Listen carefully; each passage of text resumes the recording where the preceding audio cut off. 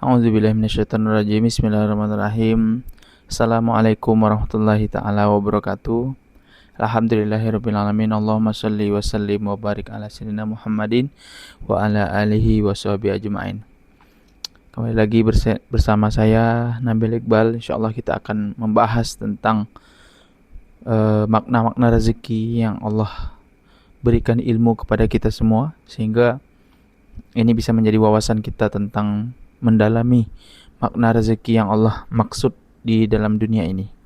Karena salah memahami rezeki maka berbahaya, karena bisa berprasangka buruk kepada Allah Subhanahu wa taala. Nah, ada rezeki yang Allah kirim tapi tidak pernah sampai kepadamu. Nah, kenapa? Apakah rezeki kita itu lewat begitu saja? Atau siapa yang menghalangi? Apa yang menghalangi rezeki itu? Nah, namun sebelum lanjut, jangan lupa klik subscribe terlebih dahulu, komen, dan tonton video ini sampai akhir. Pastikan kamu mencatat, kamu mendengarkan sampai akhir agar tidak salah paham. Tidak lama kok, sisihkan waktu sekitar 10 menit ke depan untuk kita belajar bersama. Sejatinya saya bukanlah guru, bukanlah ustadz, tapi saya sebagai teman belajar saja. Baik, bismillahirrahmanirrahim. Allahumma shalli wa sallim wa barik ala sayyidina Muhammadin wa ala alihi washabihi ajmain. Bagaimana jika saya mengatakan bisa jadi Allah sudah menetapkan rezeki untukmu hari ini, tetapi kamu sendiri yang membuatnya tak sampai? Kalau saya mengatakan Allah itu sudah menetapkan rezeki untuk kita hari ini, tapi kita yang membuatnya tidak sampai. Bukan karena Allah tidak sayang, bukan karena doamu ditolak juga. Allah itu tidak pernah menolak doa, pasti diijabah. Maka doa itu adalah kunci kita mendapatkan rezeki. Bukan juga karena orang lain yang merebut rezekimu. Lalu apa yang sebenarnya terjadi? Jawabannya mungkin akan mengubah cara pandangmu tentang rezeki yang selama ini. Setiap hari kita berkata, rezekiku memang belum datang. Tetapi pernahkah kita bertanya, bagaimana jika kesempatan yang Allah bukakan tidak kita ambil? Misalnya nih, ada peluang berbuat baik, tetapi kita menundanya. Ada kesempatan untuk belajar, tapi kita mengabaikannya. Ada orang yang ingin bekerja sama secara halal, tapi kita menolaknya karena gengsi. Bukan berarti Allah gagal menyampaikan rezeki kepada kita. Bukan berarti Allah itu tidak menyampaikan rezeki itu kepada kita. Bisa jadi karena kitalah yang menyia-nyiakan kesempatan yang terbuka di hadapan kita. Rezeki itu tidak selalu berbentuk uang. Rezeki itu tidak selalu berbentuk uang. Kalau hari ini seseorang memberimu nasihat yang menyelamatkan hidupmu, itu juga termasuk rezeki. Itu juga termasuk karunia dari Allah Subhanahu wa taala. Kalau Allah mempertemukanmu dengan sahabat yang mengajakmu ke masjid, maka itu juga rezeki. Kalau Allah menjauhkanmu dari transaksi yang haram, Allah jauhkanmu dari segala yang haram, dunia malam, itu juga rezeki yang begitu besar. Kita hanya menghitung uang saja rezeki, padahal Allah memberi tahu bahwasanya rezeki itu jauh lebih banyak, lebih luas. Nah, apa yang sering menghalangi rezeki ini? Seringkali bukan pintu rezekinya yang tertutup, tetapi hati kita yang tertutup. Hati kita itu dipenuhi dengan kesombongan. Hati kita ini enggan untuk belajar. Ketika hati dipenuhi dengan rasa iri, maka kita akan sulit untuk mensyukuri nikmat yang sudah Allah berikan. Ketika hati kita dipenuhi dengan kemalasan, peluang yang halal pun berlalu begitu saja. Islam mengajarkan kita untuk berusaha, kemudian bertawakal, menjaga hati. Hasil akhirnya tetap berada dalam ketetapan Allah. Mengapa ada orang yang terlihat selalu beruntung ya? Nah, ini pertanyaan yang unik ya. Mengapa ada orang yang selalu terlihat? Mengapa ada orang yang selalu terlihat beruntung? Kita sering berkata kan, dia memang beruntung. Padahal Yang kita lihat hanyalah hasil akhirnya. Kita tak melihat doa-doa orang yang kita lihat itu beruntung.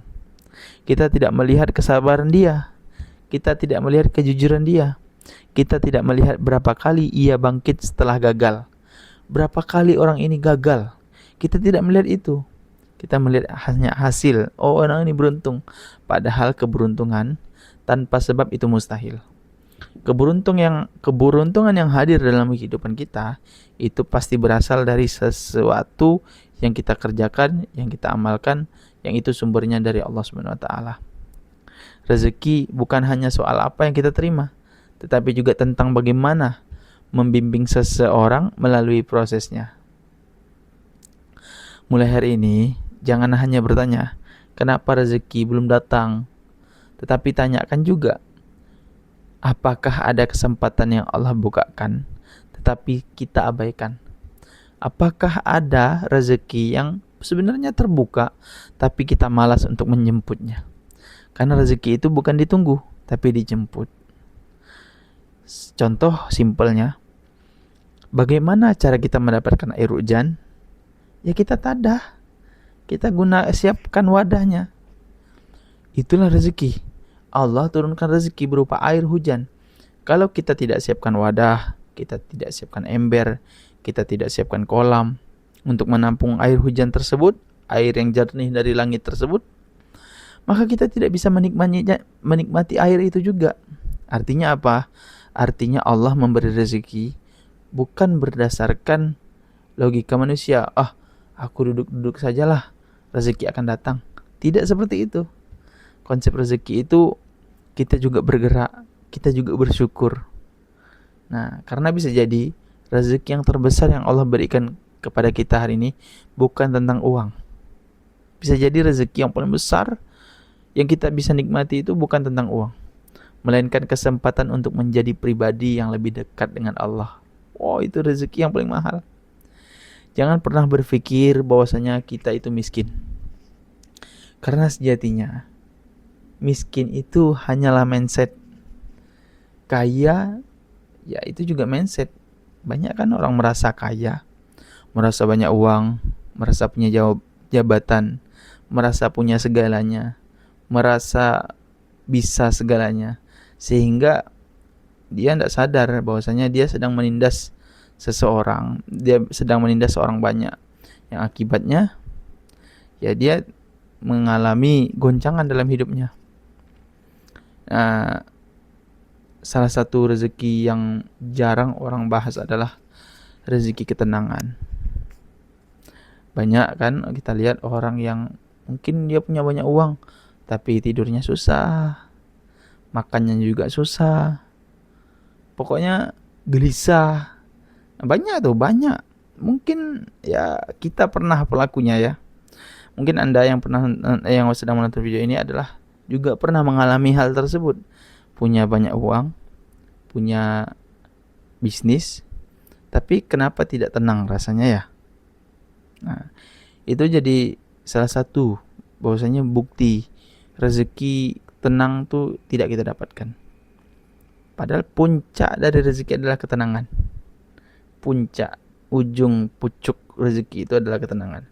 Jika orang terlihat kaya, terlihat saja, belum tentu dia tenang. Tapi ketika orang tenang, orang kaya pun iri melihatnya. Analoginya, ada orang yang sedang pakai motor, melihat orang di desa, melihat orang pakai mobil, orang desa melihat orang pakai motor, enak ya dia ya pakai motor. Orang pakai motor melihat orang pakai mobil, enak ya dia ya pakai mobil. Orang pakai mobil lihat lagi, enak ya dia sudah punya 2 mobil, 3 mobil. Orang yang punya mobil, punya banyak mobil, mungkin dia buka rental, enak ya dia sudah punya banyak kebun. Itu tidak akan habis-habis. Tapi puncaknya orang yang paling kaya melihat, enak ya petani bisa makan di tengah ladang, tengah sawah yang nikmat sekalinya ya. Dia lihat dari atas hotel itu, melihat seseorang lagi makan di tengah sawah, lalu dia berkata dalam hatinya, enak ya petani Lalu apa yang enak sebenarnya? Yang enak sebenarnya adalah ketika hati kita menjadi tentram, ketika hati kita menjadi tenang dengan mengingat Allah. Dan ada ayatnya ternyata di Quran surah Ar-Ra'd ayat ke-28. Ala bidzikrillahi tatmainnul qulubuhum. Hanya dengan mengingat Allah hati menjadi tenang. Hati menjadi tentram. Hanya dengan mengingat Allah. Barakallahu fikum, berkah selalu. Mudah-mudahan video yang singkat ini bermanfaat. Jangan lupa klik like, komen, dan share video ini sebanyak-banyaknya. Semoga menjadi amal jariah kita semua. Dan saya doakan semoga menonton sampai akhir ini. Semoga Allah berikan rezeki berupa ketenangan, keberkahan, dan kebahagiaan dalam kehidupannya. Sehingga tidak bergantung kepada selain Allah. Hanya bergantung kepada Allah. Tidak bergantung kepada dunia, tidak bergantung pada harta, tidak bergantung pada pasangan, tidak bergantung pada hal-hal yang syirik. Dan semoga Allah berkahi, Allah luaskan hati kita, dan Allah kumpulkan kita di akhirat kelak. Amin amin ya rabbal alamin. Itu yang bisa kita sampaikan. Wabillahi taufiq. Wassalamualaikum warahmatullahi wabarakatuh. Subhanakallahumma wa bihamdika asyhadu an la ilaha illa anta astaghfiruka wa atubu ilaik.